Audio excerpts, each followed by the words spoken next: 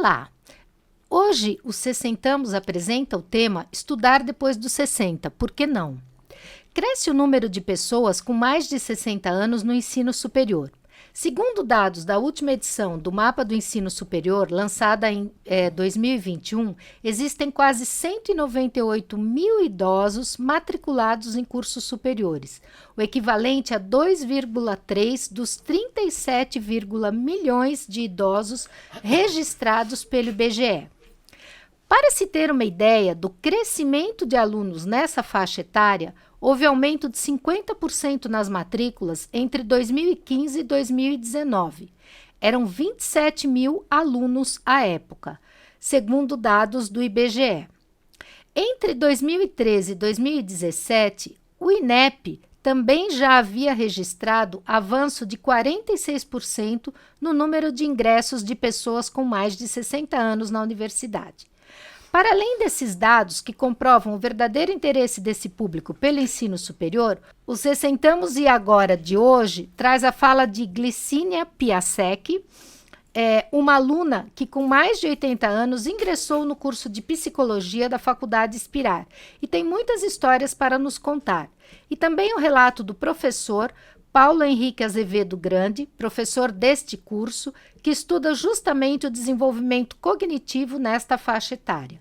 Vamos nos deliciar com esse bate-papo sobre as dores e delícias de cursar um curso superior com mais de 60 anos e sobre as reais capacidades cognitivas para enfrentarmos 4 ou 5 anos de desafios e descobertas próprios de qualquer faculdade.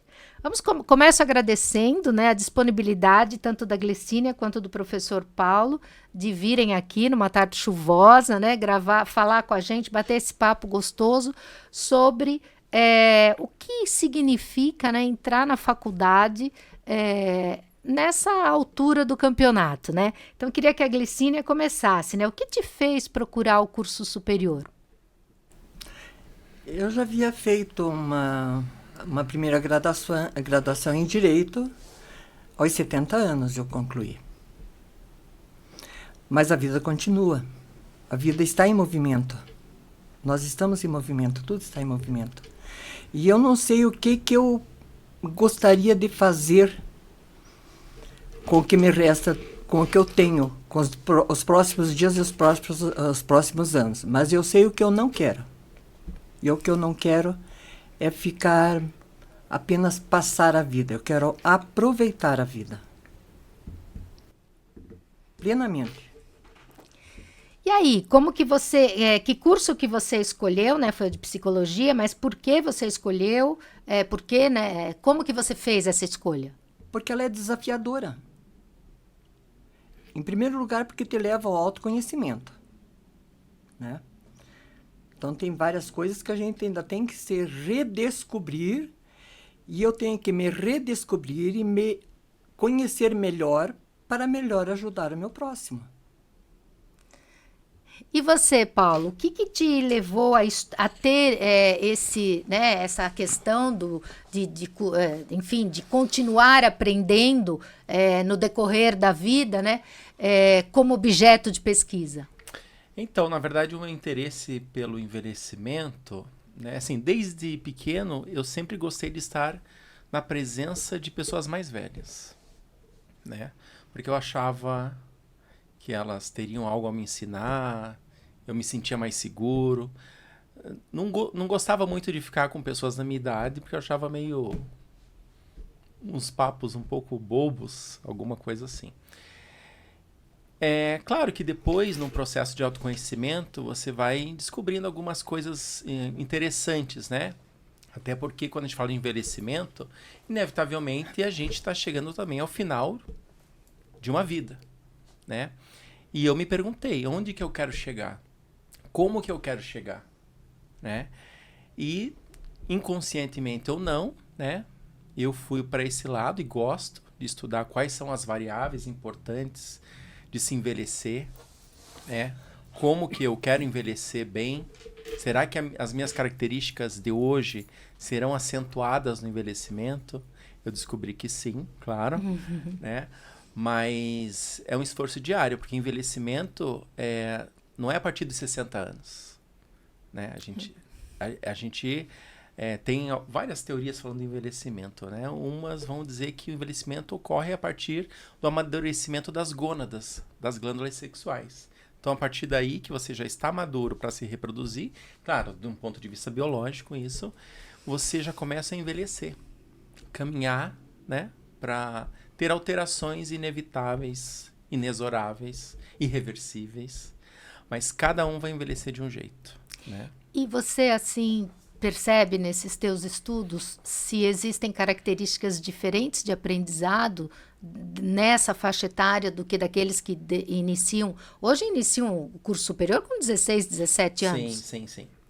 O que eu percebo, claro que o envelhecimento normal, né, que a gente chama de senescência, impõe algumas regras, né? Por exemplo, a velocidade de processamento da informação, do que a gente pensa, fica um pouquinho mais rebaixado, mas isso não quer dizer que a gente não possa aprender novas línguas, por exemplo, né? Se desafiar, né? Um curso superior é muito difícil frequentar. A partir do momento que você se disponibiliza, né? Primeiro que você tem que estar disposta a acordar todo dia, no caso da Glicínia lá, de manhã, que ela mora numa cidade aqui do lado, né? Em São José dos Pinhais, vir todos os dias, né? Então, e tem aquela questão, né? Vou sair de casa, tá um gostosinho na minha cama. O que eu vou fazer nessa faculdade? O que eu tô fazendo aqui, né? O que eu tô né? fazendo aqui? Mas penso que deva ser muito gratificante, porque daí há uma troca com outras idades, com conhecimento. E como a Glicínia falou, eu particularmente não gosto de ficar parado. Sempre estou lendo, sempre investigando. Pode ser qualquer coisa. Vídeos que falem sobre fungo no pé. Né? Qualquer coisa. Eu tenho que estar em movimento. Porque, de certa forma, a educação formal, né, os anos, e também a curiosidade, a gente se manter ativo, isso faz uma diferença cognitiva mais lá na frente. É claro que a nossa cabeça... Eu estou com 41 anos. Mas, e já sinto diferença comparando com que eu tinha 20 anos. Não, claro, eu estou no que é considerado meia-idade, né? Indo para meia-idade, né? Mas, diferentemente dos meus 25, eu percebi uma grande diferença, inclusive na disposição e tudo mais. E daí, quando eu chegar aos 80, eu queria chegar até aos 90 e poucos anos. Minhas duas avós, que já faleceram, chegaram aos 93, 92, né? Por parte de avô, eu não tive sorte, porque eles morreram um com 50 e poucos anos, outro com 60 e poucos anos, né? Com doenças específicas. Mas daí eu tô mirando nas minhas avós, né? E que viveram lúcidas por muito tempo, né? Ativas, né? Isso que me move também, entender o que ocorre. Então, eu queria saber... ele falou, né? Nossa, né? A gente acorda de manhã e pensa, o que eu estou fazendo, né? Eu queria que você falasse um pouco, Glicínia, de como você se sente na sala. Você foi acolhida pelos alunos de idades diferentes, pelos professores. Eu queria um pouco disso. Como que é? Muito acolhida. Eu me sinto em casa, e a minha turma hoje já é quase que a minha hoje a faculdade para mim já é a minha segunda casa. Que período você está? Estou no segundo período, mas houve, assim, uma empatia fantástica. Fui muito bem acolhida e sou muito bem acolhida na faculdade. Me sinto em casa. Não tem nenhum tipo de... E você sente dificuldade, assim, de assimilar, de fazer os trabalhos? Eu tenho dificuldade na área tecnológica porque eu sou tecnofóbica. Essa era uma matéria era uma pergunta que eu quero te fazer, Paulo. E a questão da tecnologia, como fica, né? Porque assim, esse ano eu dou aula eu dou aula para o curso de Direito, também da Inspirar. E aí eu tenho alunos que são um pouco mais velhos. Não sei se não chegaram ainda aos 60, mas já são mais velhos. Alguns já tiveram outras experiências com graduação e tal. E teve 2 alunos que disseram, professora, se tiver que pôr trabalho tal no sistema, mexer com tecnologia, eu saio do curso agora, né? Porque realmente é um empecilho. Daí eu tentei convencer que a instituição dá todo o apoio, que eu também vou, né, ser flexível se tiver dificuldade e tal. Mas essa é uma dificuldade, né? Cada vez maior, né? Porque a tecnologia só avança. É verdade. Até eu, né? Tenho dificuldades. Assim, e eu nasci em 81. Em tese, eu cresci ali a minha adolescência, década de 90, que estava ainda se popularizando, né? Computador. Eu nem tinha e-mail, fui ter e-mail nos anos 2000. Mas claro, na nossa graduação a gente já usava o computador, e-mail, internet, tá? Não era como é hoje, né?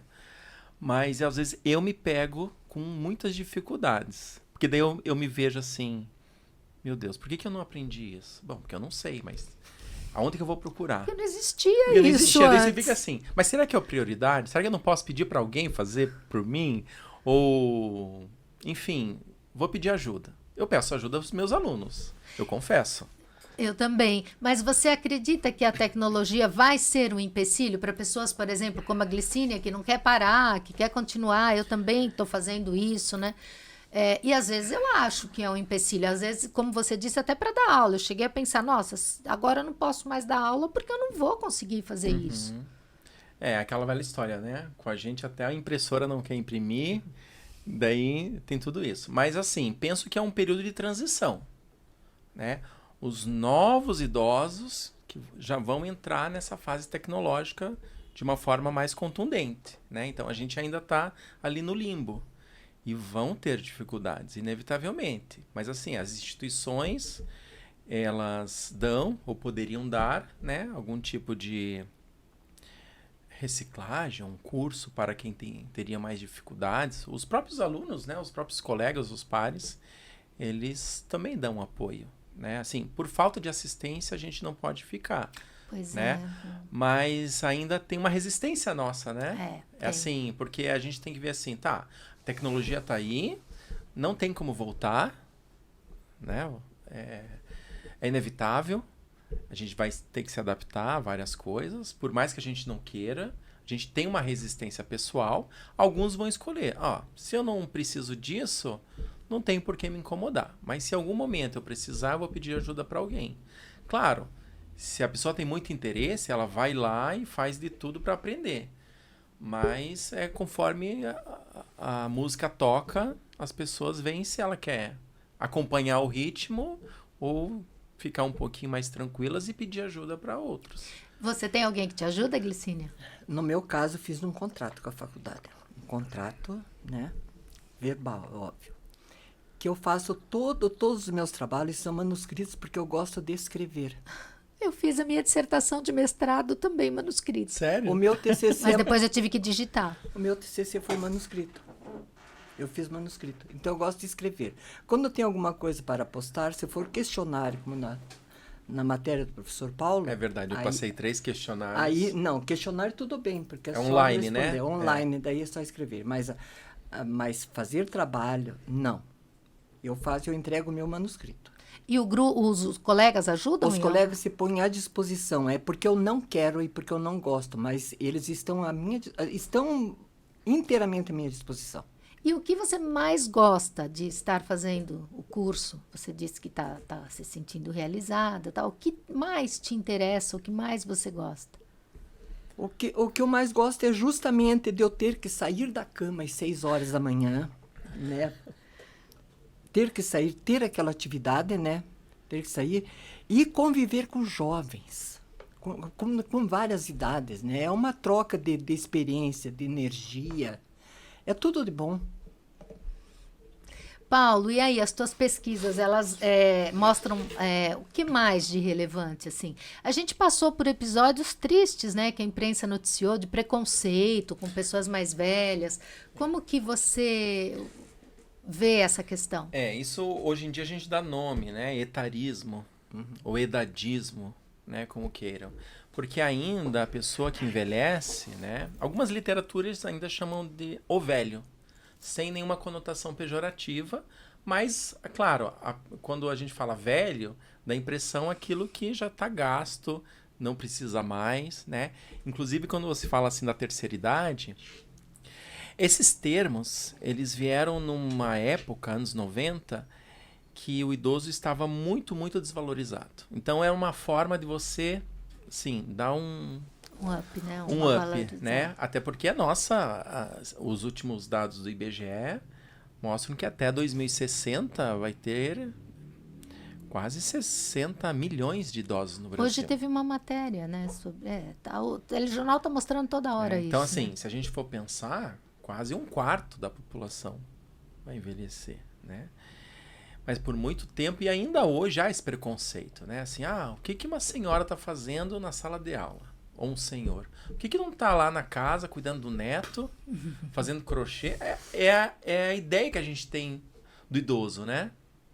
Eu percebo até mesmo alguns alunos, ou quando vão fazer estágio na área, ou então quando a gente conversa sobre envelhecimento, a gente fala dos direitos dos idosos, né? Que é do Estatuto da Pessoa Idosa. E lá tem vários dispositivos que protegem o idoso. E uma delas é justamente cadeiras prioritárias em ônibus, por exemplo, né? E as pessoas mais jovens falam, não, mas por que ela estaria no ônibus, no horário de pico, atrapalhando, sendo que tem pessoas que estão cansadas, né? Eu falei, poxa, mas veja... Cheia de material, né? Carregando os materiais. Eu falei, poxa, mas veja, essa pessoa já contribuiu e ainda está contribuindo para a sociedade. Então, 70 anos. Veja quanto que ela já está... Ela também passou por sua fase. Então, assim, é porque a nossa sociedade, infelizmente, não valoriza mais as pessoas mais velhas, né? É como se fosse fora de moda. Então, é um novinho que vem trazer a novidade. E é claro, eu acho que cada idade traz seus desafios. Mas se a gente for pensar em outras sociedades, em algumas sociedades, etnias indígenas, ou até mesmo indianas, enfim... A valorização da pessoa idosa é a primeira pessoa que a sociedade, a comunidade, a família se reporta para resolver algum problema. Aqui não. Aqui o idoso fica lá no quarto e ninguém quer nem saber. A mesma coisa quando tem festa, né? Quando tem festa na casa, os jovens e adultos jovens ficam na sala, na cozinha, e daí põe o vovô, a vovó lá numa antessala, conversando com outros idosos, e assim, leva um pratinho lá pro avô. Não integra, sabe? Uhum. Como se não fizesse parte, né? Então, isso que é uma mudança de mentalidade ainda. Mas tem preconceito em relação... É aquele episódio da moça que tinha 50 anos, né? 40, acho. 40 e pouco. A minha idade. Foi fazer biomedicina e foi... né, alvo de bullying, né, de 3 ou 2 meninas, dizendo o que essa velha está fazendo, né, quer dizer, o quanto que a gente olha para a pessoa mais velha e desdenha, né, porque assim, como se o tempo já passou, né, e aí entra uma questão que a Glicine até apontou, não adianta só acrescentar anos à vida, mas sim vida aos anos. Uhum. E isso a gente está vendo mais. Então, assim, uma pessoa que antes entrava numa empresa com 18 anos e saía com 50, 60 aposentada, hoje é diferente a dinâmica de trabalho, né? Inclusive, idosos estão reinseridos no mundo do trabalho por vários motivos, né? Claro, tem motivos salariais que tem que complementar a renda, mas outros, eles fazem questão de estar ativos, né? Porque, veja, a pessoa se aposenta, 60. Hoje é diferente, claro, a gente vai se aposentar um pouquinho mais. Mas vamos pensar ainda que 60, 65 anos você não trabalha mais, mas se a tua expectativa de vida, vamos chutar alto, 90, o que você vai fazer nesse período? Vai ficar em casa, dormindo? E Glicínia, você tem histórias assim engraçadas, pitorescas para contar desse teu primeiro e segundo semestre na escola? Como que é o intervalo? Você interage com as colegas? Vocês vão tomar café? O que acontece? Tem festas? Como que... Fazemos no final do mês, nós fazemos o nosso café comunitário, cada um leva um prato e socializamos numa sala ao lado da cantina. E eu desço para tomar café. Vou tomar café com os meus colegas. Já fez amigas, assim, amigos mais próximos? Muito próximos. Muito próximos. Já os recebi em minha casa para um jantar.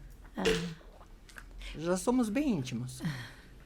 Então, eu também vivi um pouco essa experiência, um pouco mais nova, né? Depois de fazer o doutorado, eu falava, o que eu vou fazer agora, né? Eu sempre gostei muito de estudar, daí fui fazer o curso de Direito.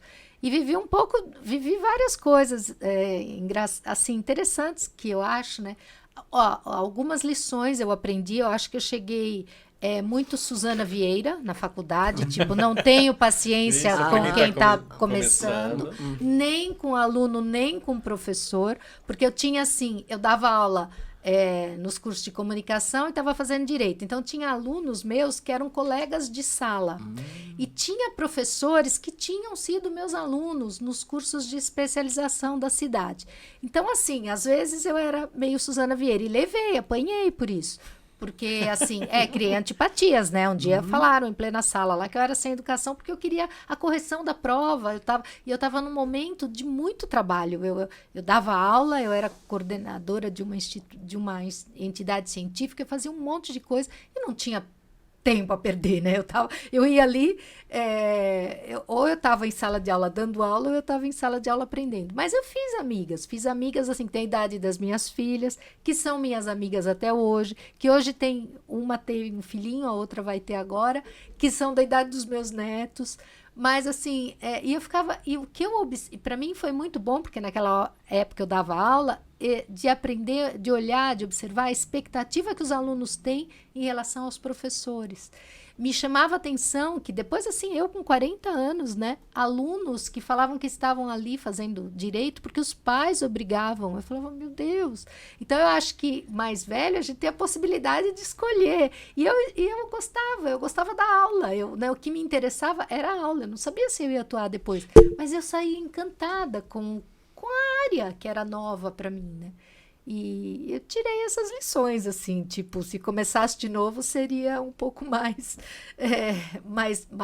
escutaria mais, né? Falaria bem menos, esse tipo de coisa. Como você... Agora, os meus colegas, eles demonstram, assim, um carinho muito especial. Por exemplo, se eu falto, eventualmente, eles fotografam a sala e me mandam, o seu lugar está vazio, você está fazendo falta. Que legal, eu não sabia disso. Gente, não sabia? Não sabia, desse eu não sabia. Sabe, isso daí é emocionante.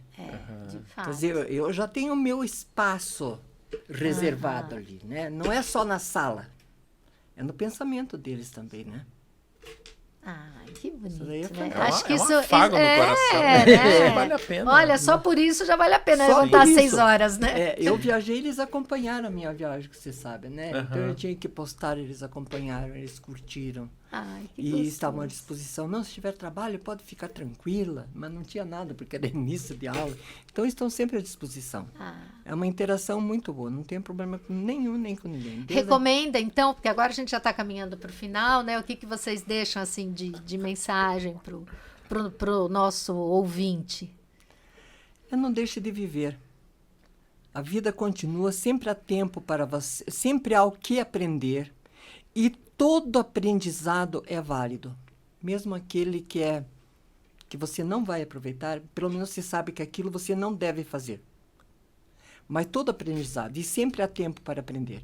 É claro que o nosso HD está mais reduzido, a memória já não é a mesma, é óbvio, muito menos em função da Covid, né? Que eu tive a Covid naquele estágio mais grave.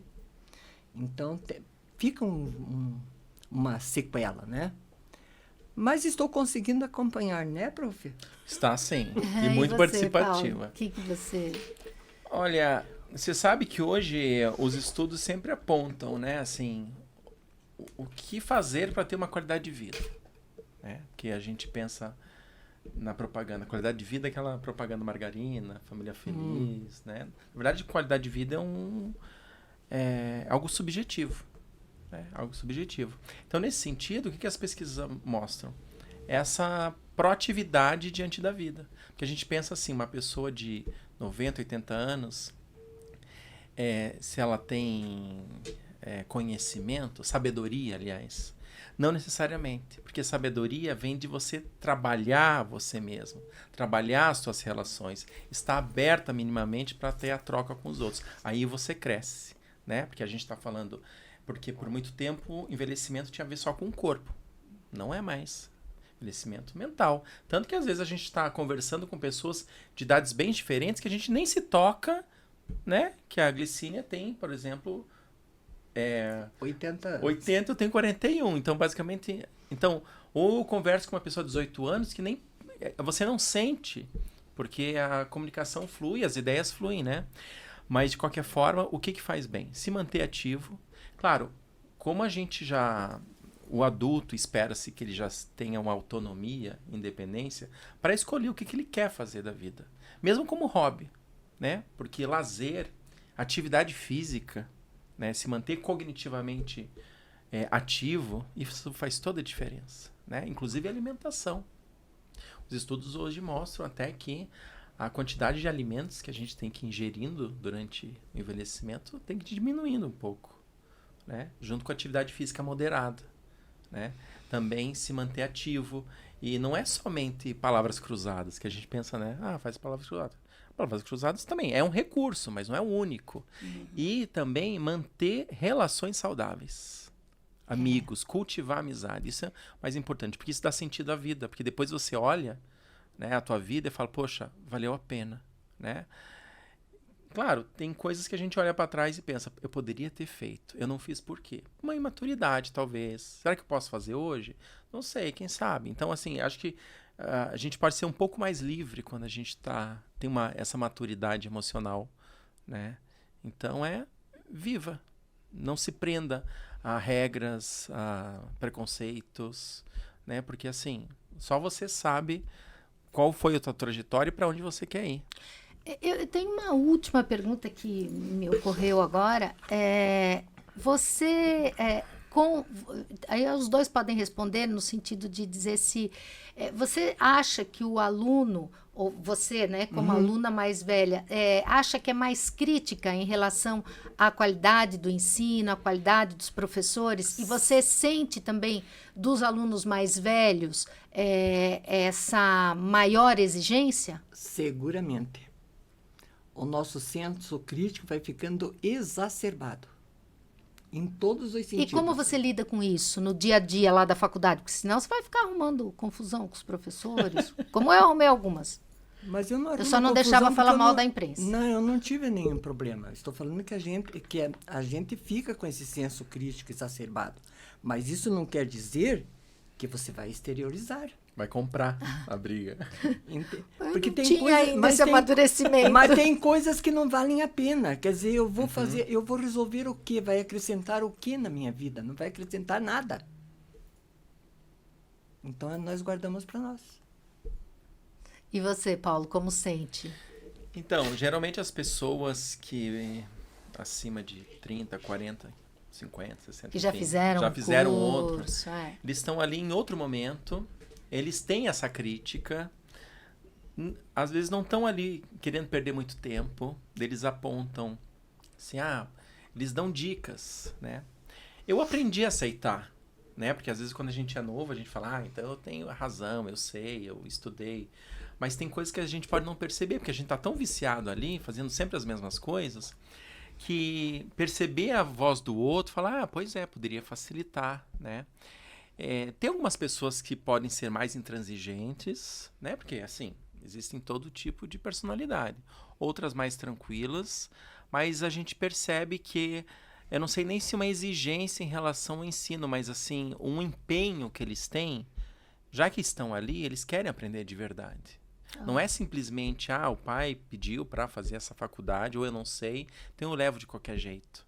Então, acho que há um comprometimento. E nesse comprometimento pode ter alguma sinalização. Professor, poderia ser dessa forma, do outro? Não acharia melhor?